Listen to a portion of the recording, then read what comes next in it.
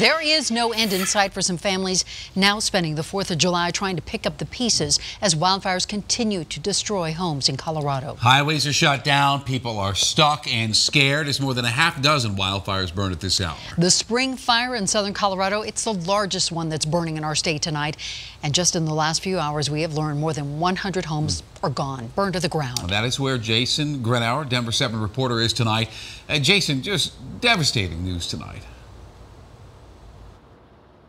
It absolutely is. And just within the last hour, we learned that there are even more mandatory evacuations as a result of this spring fire. Add those to the new mandatory evacuations from earlier this afternoon. That's because, according to at least one fire official, this fire did grow and in some cases grew drastically today. But we'll break down all the latest for you and start with the most devastating news, that most difficult number for us to report and for those families to hear. 104 total homes have been destroyed so far as a result of this spring fire. Crews went up and did as much assessment as they could. They did find 61 homes still intact, but keep in mind, both of those numbers are just so far. They could both dramatically grow. The total size of this fire sits at 56,800 acres and growing. Now, just to put it in perspective, that's equivalent of about 90 square miles. And as for a containment number, one fire official told me about an hour ago over the phone that it sits at 10% containment. Another Office of Emergency Management tweeting out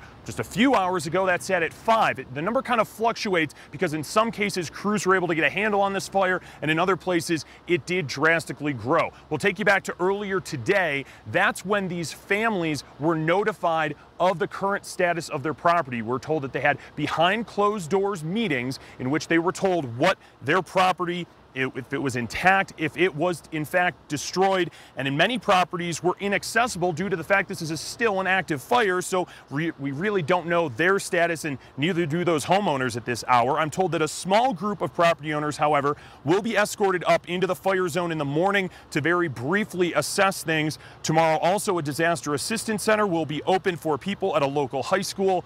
A very difficult night as many more people now have to spend it outside of their homes, and some learn they don't even have any homes to go back to. A lot of firefighting still to be done here in southern Colorado. Reporting live at the spring fire, I'm Jason Grenauer, Denver 7. Sad night for so many people tonight. Truly. And we have new